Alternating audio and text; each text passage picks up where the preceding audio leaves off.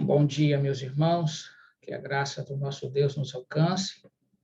Sejam todos bem-vindos a mais esta manhã que o Senhor nos concede para estudarmos a sua palavra. Nesse instante, eu gostaria de convidar a pessoa que está responsável para nos apresentar diante de Deus em oração. Bom dia, meus irmãos. Nesse momento, vamos orar. Pai Celestial, obrigada, Senhor, por mais um dia, obrigada por mais uma semana, Senhor, por ele privilégio, Senhor, de hoje, durante o final desse dia, Senhor, poder já começar o sábado escutando a Tua palavra, Senhor. E também, Senhor, eu agradeço porque nesse momento é o dia da preparação, os meus queridos irmãos em Recife vão começar um novo dia, que o seu Santo Espírito, Senhor, esteja com eles. Obrigado, ó Pai, por esse dia, e eu te peço que o Senhor unja o pastor Cícero, Senhor, com teu santo Espírito fiel, Senhor, para que a palavra que saia da boca dele seja para encher o nosso coração, a nossa mente do Espírito Santo, Senhor. Eu te peço, ó Pai, no nome de Cristo Jesus. Amém, Senhor. Amém. Amém. Muito bem, meus irmãos, tomem a Bíblia, Evangelho de Mateus, capítulo 11. Vamos nos ater aos versículos 25 ao 27. Esta pequena sessão aqui de 3 versos, há verdades que precisamos aqui recapitular para que entendamos ao que o Senhor de fato está nos convidando a praticar. Reitero o texto, Mateus, capítulo 11, versículos 25 ao 27. Diz assim a palavra de Deus. Por aquele tempo, exclamou Jesus: Graças te dou, ó Pai, Senhor do céu e da terra, porque ocultaste estas coisas aos sábios e instruídos e as revelastes aos pequeninos. Sim, ó Pai, porque assim foi do teu agrado. Tudo me foi entregue por meu Pai. Ninguém conhece o Filho, senão o Pai, e ninguém conhece o Pai, senão o Filho, e aquele a quem o Filho o quiser revelar. É evidente que a gente tem aqui nesse texto verdades que se contrapõem com a ideia costumeira de que conhecimento seria a base primária para que as pessoas tivessem acesso aos céus. Ou, de outra maneira, que apenas os inteligentes, capazes intelectualmente, poderiam discernir acerca de Deus e, baseado, portanto, nesta, eu diria, exposição intelectual ou procura intelectual, teriam acesso da revelação da pessoa de Deus o Pai. Mas é evidente que estes textos que nós acabamos de ler dizem exatamente o contrário daquilo que se afirma no discurso que aqui expus. Na verdade, há uma regra singular, que é o que a gente chama em teologia de regra áurea. O que é uma regra áurea no que tange ao elemento da revelação? Quando a gente trata de assuntos que envolvem teologia como um conhecimento, nós precisamos nos lembrar que essa expressão teologia, ela significa, na verdade, uma explicação que a fé procura resolver. Querendo dizer de outra maneira, que é a fé buscando uma explicação para que então não fique presa apenas aos aspectos do sobrenatural. Ou seja, ainda mais alargando essa percepção, seria o mesmo de achar que a fé não tem uma explicação, uma razão de ser. tem, a fé se explica. Mas como se explica? Por discernimentos? Por pesquisas? Não, a fé se explica pela própria palavra de Deus. Então, o que seria teologia, senão a fé buscando uma explicação? Deste ponto de vista, quando se diz que a regra áurea é que Deus, então, primeiro se revela para que nós, então, possamos dele conhecer, nós temos um limite. E o limite é, na medida em que Deus se revela, na medida em que Deus se revela, nós vamos conhecendo.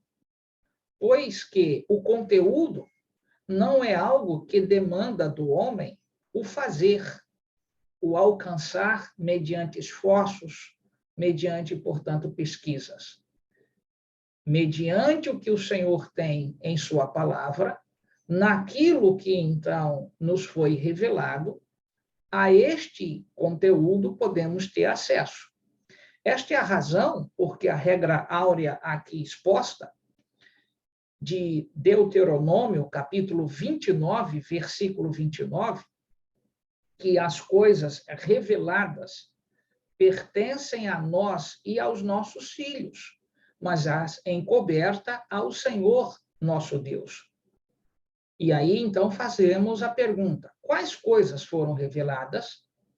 Consequentemente, temos condição de dizer que estas que foram pertencem a nós e, então, a nossa descendência, ou seja, as verdades, embora nós possamos, deste tempo histórico, desaparecermos, descermos à região do silêncio, aquilo que ontem você, então, aprendeu, ao que se chama Hades, descermos à região dos mortos, os que aqui ficaram continuarão, portanto, na revelação daquela verdade que um dia, quando nós estávamos vivos, também nos atingira.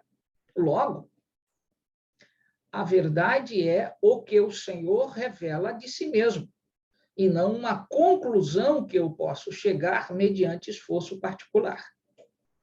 Então, esse texto ele é enfático por causa disto, porque o Senhor nos diz que a graça de Deus, o Pai, o Senhor do céu e da terra, que aí, então, recebe do Senhor Jesus esta bendita manifestação, porque o Senhor agiu assim, ocultou estas coisas aos sábios e instruídos e as revelou aos pequeninos.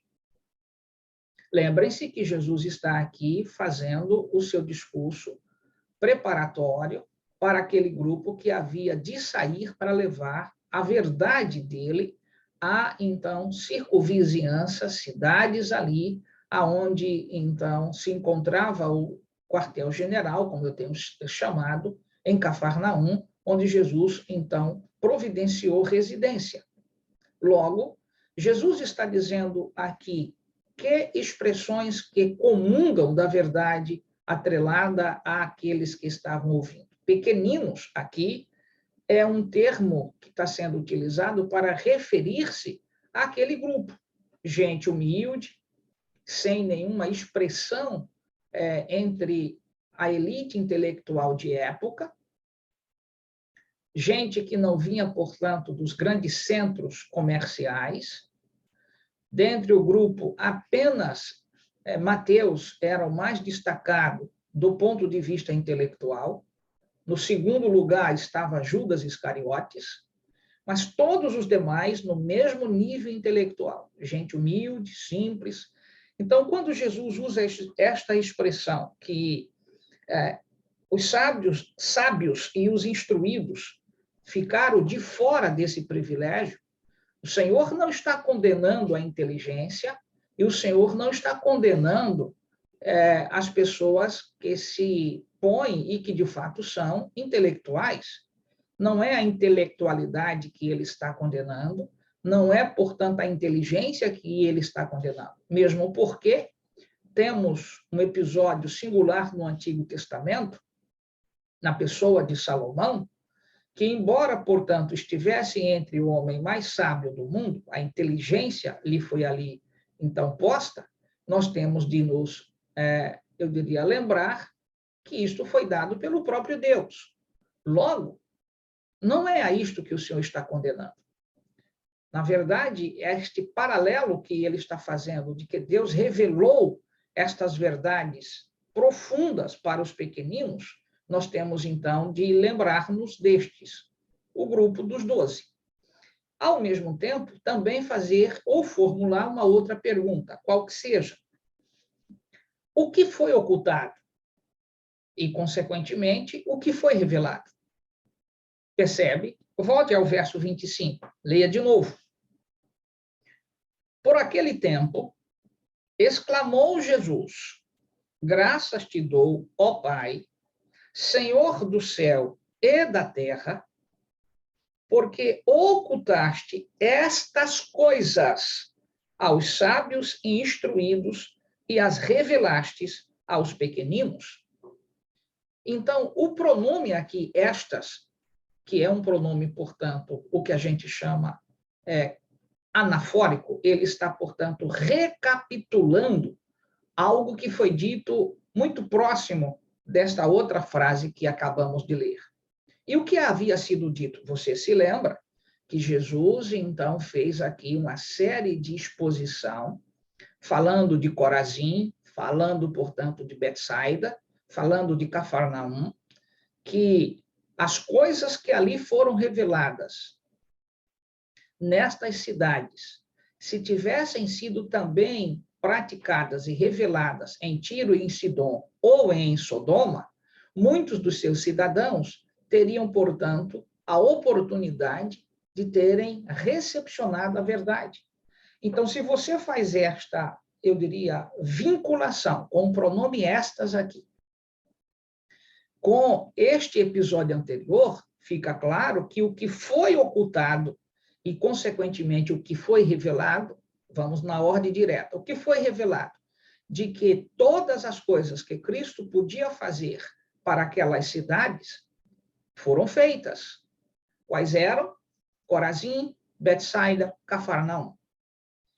E que isto que ficou oculto de outros lugares estava agora sendo reclamado como um sinal, um ponto de partida que Deus vai reclamar daqueles que conhecemos o que conhecemos, a fim de que, então, não fiquemos fazendo joguete em nossa mente, dizendo, eu não sabia. E aí vem o detalhe, muitas destas coisas foram ocultadas de diversos lugares e de diversas pessoas, não porque o Senhor estava condenando a intelectualidade, mas que a verdade do Evangelho não se alcança por esse viés. Não é buscando, então, informações que nós vamos alcançá-las, mas é por revelação que nós somos, então, participantes das verdades que vêm dos céus. Você entende?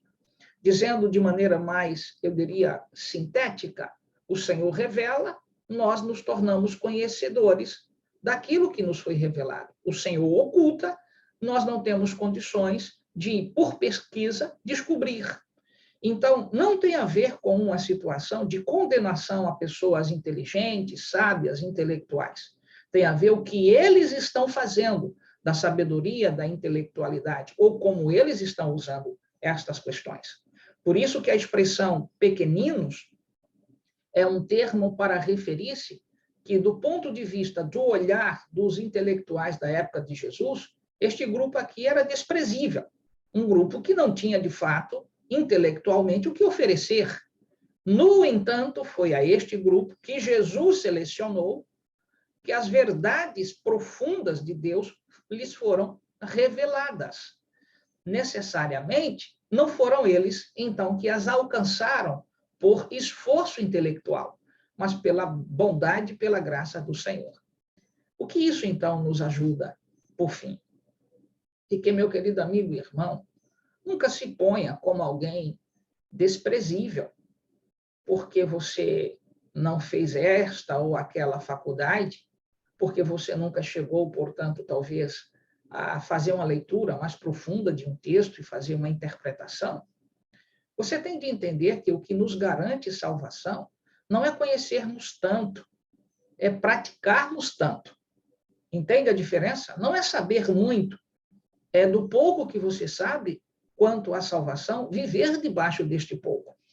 Porque é isso que vai ser requerido de mim e de você. Em outras palavras, se eu tive e tenho tido a graça de saber um pouco mais, de mim o Senhor exigirá mais.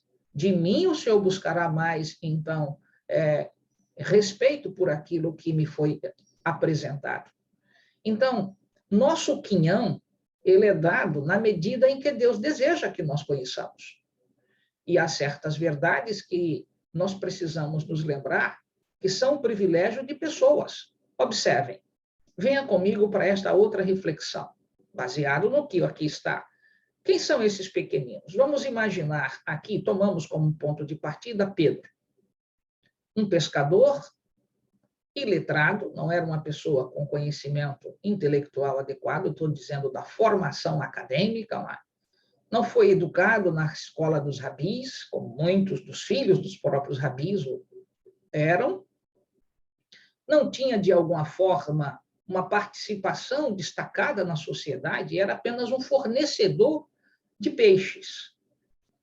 E aí você se pergunta, na sua compostura comum, homem simples, de uma linguagem talvez bastante simples, com erros profundos da língua, eu diria, política. O que é a língua política? Aquela que o Estado, portanto, reserva para que nos seus documentos exista uma linguagem ali a ser receptiva e, ao mesmo tempo, portanto, conservadora, sem erros eu diria, na flexão verbal, na concordância verbal, concordância nominal, essas parafernálias todas que a gente tem na chamada língua política, né?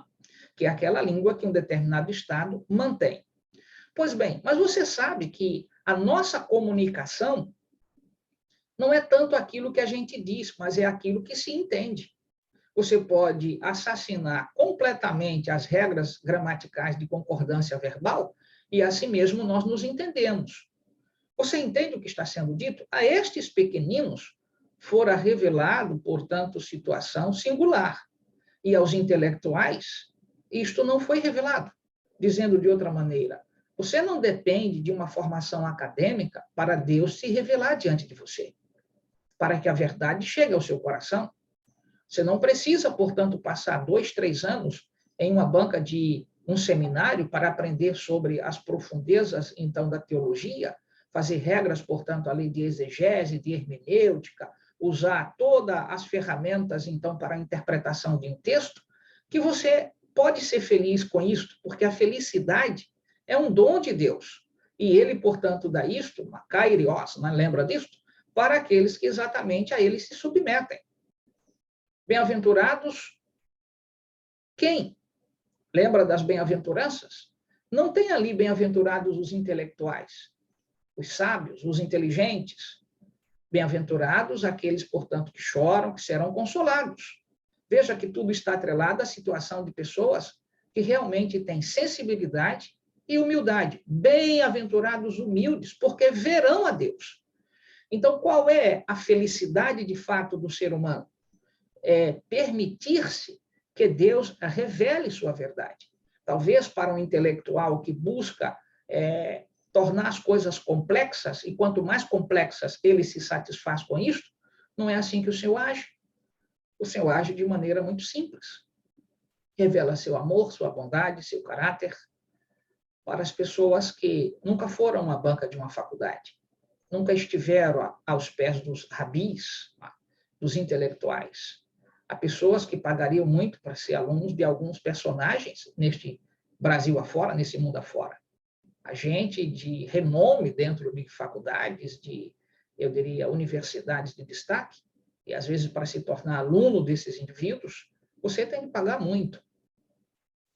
Mas como que é em relação a Cristo Jesus? O mestre por excelência.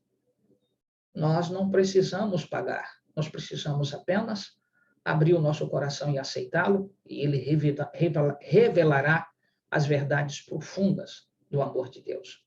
Então, jamais, por favor, jamais se ponha como alguém menosprezado por um semelhante seu, que tem os seus cursos, os seus diplomas, e diz que você, na verdade, é alguém que é um idiota. Nunca se ponha e se permita que a idiotice desse tipo de discurso te atinja, porque Deus te ama e revela para ti aquilo que muitas vezes, para esses todos, orgulhosos e arregimentados em si mesmos, não alcançam o que você já alcançou. Paz em Deus. Então, este verso, ele é muito forte dentro desse contexto.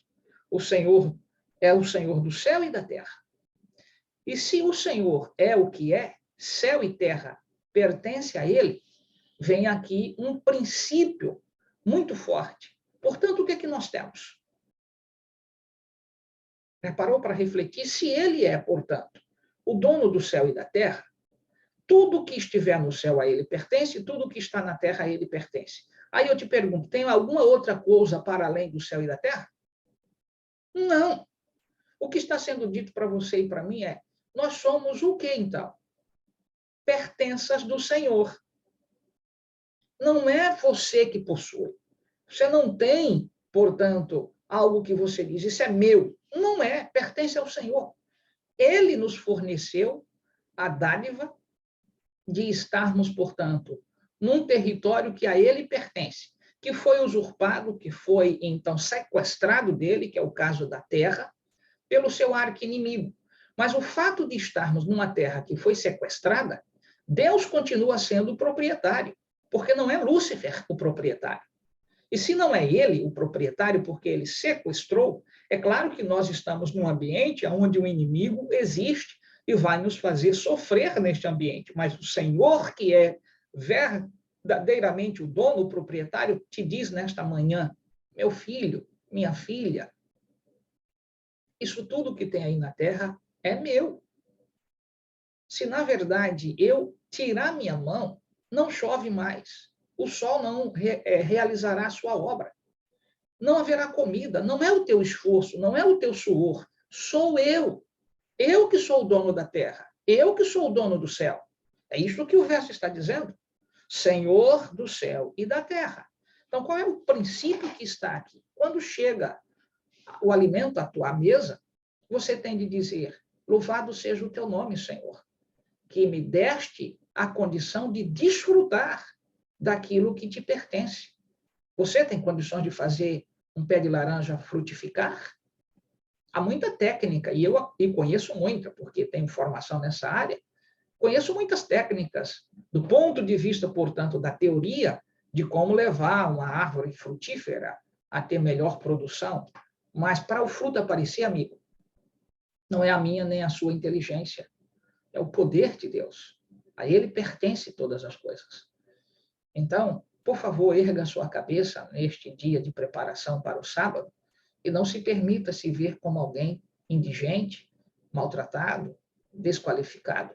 Porque não é assim. É claro que as cenas que às vezes nos amedrontam, claro que sim, porque os homens são egoístas. Claro que sim, às vezes nós nos preocupamos com o pão de cada dia, claro que sim. Mas qual é sempre o reclamo do Senhor? Olha, busquem meu reino, minha justiça, as coisas que vocês vão desejando. Se eu, então, verificar que é para o bem de vocês, eu vou permitindo. Porque ele é que é o Senhor. Sabe o que a expressão Senhor aqui em grego, Kyrios, essa expressão em grego significa dono, proprietário. Então, se ele é o dono, se ele é o proprietário, vem a pergunta, o que nós somos? Numa linguagem bastante simples, nós somos empregados, servos deste Senhor, que estamos a serviço dele. E aí, meu querido amigo e irmão, observa, estas muitas coisas são ocultadas de muitas pessoas, dos sábios, dos instruídos, mas ele revelou aos seus pequeninos. Então, quando nós conhecemos de que essas coisas pertencem ao Senhor, nós seremos respeitosos pelas coisas do dono. Vamos cuidar melhor de nós mesmos, porque o que somos? Propriedade dele. Vamos cuidar dos nossos ambientes, e aí vem o detalhe, nosso ambiente, não. Nós estamos aqui cuidando daquilo que pertence ao Senhor. A casa que tu tens não pode ser tua. Tu estás cuidando daquilo que pertence ao teu Senhor. Então, como está a tua casa? O carro que tens não é teu, pertence ao teu Senhor. Como está o teu carro? E aí você diz, se é meu, então não tem nada de estar expondo nada para o Senhor. De fato, se é teu, mas a pergunta que eu te faço é teu de fato? Visto que há um Senhor que é dono do céu e da terra? Então, o que ele te permitiu ter, ele permitiu. Logo, isto está ocultado dos sábios, dos inteligentes. Os inteligentes, então, como usam a linguagem? Eu fiz, é meu, faço da maneira que eu bem quero, entendo, ponho onde eu bem quiser, uso o que eu bem quiser. Sim, estes não compreenderam que são servos. Eles acham que são donos. Todas as vezes que a ordem se inverte, se você, então, se põe como dono, e não como, portanto, o mordomo que cuida das coisas do Senhor, você vai fazer muita besteira. Vai comprar o que é satisfatório para você e não para aquilo que o Senhor estabeleceu que eu e você deveríamos comer, vestir. Amigo, quando a gente compreende isto, a vida da gente toma um outro rumo. Senhor, tu deste, tu tiraste. Foi assim que, então, o sábio, eu diria, Jó compreendeu. Cheguei nu, estou vestido, porque tudo te pertence. Mas quando você se avora e arrogantemente diz, não, foi o meu suor, foi o meu esforço, então aí você se torna irresponsável nas coisas que o Senhor te deu, e essas coisas vão te atrapalhar profundamente, porque quanto mais você conquista, o egoísmo vai aumentando tanto que você não compartilha, você não auxilia, e aí você se torna simplesmente um consumidor. Tá? E esta forma consumeira de querer usar para você tudo, você não consegue compartilhar para os outros nem sequer da bênção que o Senhor requer de devolver para ele o que de fato pertence. Tempo, tesouro, talentos, tudo foi o Senhor que nos deu. Então, erga a sua cabeça e não diga que você é desgraçado. Pergunte se você não está sendo egoísta. E aí, concluindo, Jesus, nos versículos 26 e 27, ele diz, sim, o Pai, porque assim foi do seu agrado. Então, é da vontade de Deus que nós conhecêssemos o amor de Cristo. E estou me lembrando agora que esta é uma verdade bastante singular para os judeus. Né? Os judeus bem sabiam que, na verdade, as pessoas mais humildes, elas estariam mais próximas de Deus. Os mais intelectuais, os mais instruídos, sempre um pouquinho mais distantes. E por quê? Porque sempre as pessoas, vejam, cuidado, para não entender o que eu não disse. Estou dizendo que pobreza é sinônimo de estar salvo? Não. Estou dizendo, portanto, que intelectualidade é sinônimo de estar perdido? Não. O que eu estou dizendo é que existem pobres egoístas e existem intelectuais egoístas. Não é a condição socioeconômica que te diz se está salvo ou perdido, mais próximo ou mais distante do Senhor. É o modo como nos comportamos diante daquilo que Deus nos dá. Entendeu? Observe.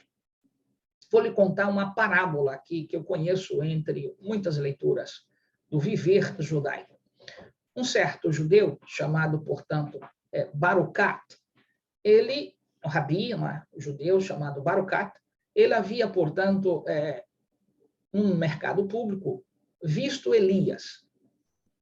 O Elias, então, profeta. E se dirigiu para Elias e fez a seguinte pergunta. Elias, há alguém aqui nesse mercado público que, então, vai ter a garantia de estar no mundo por vir? Elias olhou, então, para Barucat e disse-lhe, não há ninguém. Mas depois Elias, então, olhou para um senhor que era um joalheiro e disse, há aqui um que, então, será partícipe do mundo por vir. E aí, o rabi se dirigiu até o joalheiro e lhe perguntou, o que fizeste para poder conseguir estar como participante do mundo por vir? O joalheiro olhou para ele e disse assim: bem, é simples. Quando eu vejo, portanto, um homem e uma mulher em dificuldades, eu me ponho, portanto, no meio deles. Ali, depois de fechar minha loja, à noite, eu ponho minha cama entre um e outro para que eles, então, não briguem. E aí, o Rabi, com aquela resposta, então, do joalheiro, voltou para Elias e perguntou: há mais alguém aqui nesse mercado que, de fato, pode chegar a fazer parte do mundo por vir? Elias disse: sim, há mais outro. Perceba, portanto, aquele outro ali. E aí o Rabi se dirigiu para outra pessoa. Se tratava de, então, esse tipo de gente que cuida de casamentos, né? Os chamados casamenteiros, e se dirigiu para ele e então perguntou: como você consegue, o que é que você fez? E aí o casamenteiro disse: bem, é simples. O que ocorre é que quando eu vejo um homem e uma mulher se digladiando, se discutindo, na verdade eu me ponho entre eles e procuro trazer-lhe a paz. Aí, então, o Rabi entendeu que, na verdade, não se trata de intelectualidade, de instrução, mas o modo como lidamos com aqueles que estão sofrendo, nos pondo no meio deles como que Cristo fosse. Você entendeu o recado, amigo? Exatamente assim. Quando eu permito que o meu semelhante, sabendo que eu posso levar para ele a paz que eu possuo em Cristo Jesus e não o faço, eu estou sendo um intelectual que simplesmente no seu egoísmo e na sua compostura não compartilha do que tem. É assim que é intelectual. Intelectual jamais se permite que você chegue ao nível que ele está. Ele tem que manter-se dentro desse casulo e todos os demais são sempre vistos como alunos. Alunos. Mas não é assim com o nosso Senhor. Ele convida você e a mim a sermos sábios nele. Portanto, meu querido amigo e irmão, qual é a lição dessa parábola, por fim, aqui que acabei de relatar para você? É que a gente precisa entender que intelectualidade, que, então, inteligência, não é problema se nós, então, submetermos tudo isso ao Senhor da vida, ao Senhor do céu, ao Senhor da terra. Se nós estivermos submissos a Ele, seremos sempre considerados pequeninos diante da verdade e da autoridade que Ele é. Mas se nós invertermos a ordem, querermos achar que somos nós que fazemos, que alcançamos, olha o que eu fiz, olha o que eu conquistei, os aplausos para você sempre. O mundo é forjado assim. Você termina um curso, bota um anelão no dedo, recebe os aplausos na noite de glamour daquilo que você conquistou, e você sai dali de peito estufado. No dia seguinte, você se pergunta: o que é que eu vou fazer com o anel no dedo, sem comida, sem um lugar, portanto, para trabalho? Aí você percebe que toda aquela situação de pompa se dissolve em uma noite de perguntas.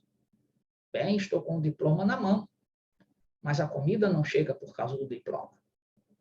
Você entende, amigo? Chega na tua e na minha despensa por causa da graça do Senhor. Então, seja humilde. O que está sendo dito nestes versos em Mateus, por fim, é o que o Senhor, de fato, aqui nos revelou. Os pequeninos, dele nós podemos aprender, porque uma das regras que norteia os céus é a humildade. Bem-aventurados os humildes, porque verão a Deus. Que o Senhor te ajude a erguer tua cabeça, não para passares destruindo os teus semelhantes, mas para enxergar um pouco mais de Deus, do seu amor, de sua graça, e dela compartilharmos àqueles que estão em nosso círculo de, eu diria, amizade, de relacionamento. Mas jamais esqueça, é por revelação e não por pesquisa. Que Deus te abençoe nesse nicho eu diria, de dia de preparação para o Santo Sábado, seja de fato humilde, dependente do Senhor. Meu desejo, igualmente a minha prece. Vamos orar. Querido Deus e amado Pai, que a tua graça repouse sobre nós, que teu Espírito nos capacite, que tu nos dê a tua paz. Em o nome de Jesus. Amém.